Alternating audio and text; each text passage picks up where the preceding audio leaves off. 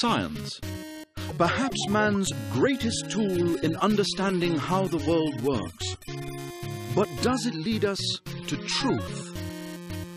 German philosopher Friedrich Nietzsche was an avid science enthusiast. But he also recognized that even science has its limitations.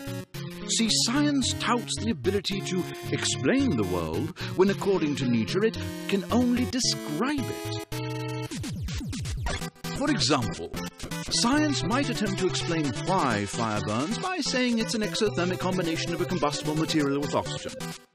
That certainly describes how fire burns, but it doesn't quite address why. As in, why does fire exist the way that it does? Although science has allowed us to describe the world in greater detail, we're still completely clueless as to the meaning behind it all. As the philosopher who famously said, "God is dead," it's obvious that he isn't criticizing science in favor of religion. But he recognizes this dilemma. Religion attempts to answer the question of meaning, but the achievements of science have cast doubt on such beliefs. Science may try to fill this void of meaning, but it can't. Because as Nietzsche said, science has no consideration for ultimate purposes. The problem for Nietzsche is most people don't recognize this limitation and instead worship science as a kind of new religion, an objective value for a godless age.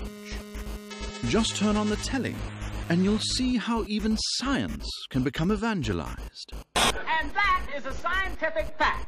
Because the Bible says so. Proven by real science. It is God's will. Nietzsche dares us to take a step further, to not only think critically of religion, but to think critically of knowledge itself. For worshipping knowledge for knowledge's sake can lead to dire consequences.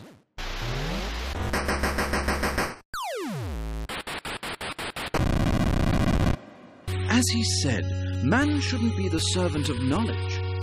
Knowledge should be the servant of man.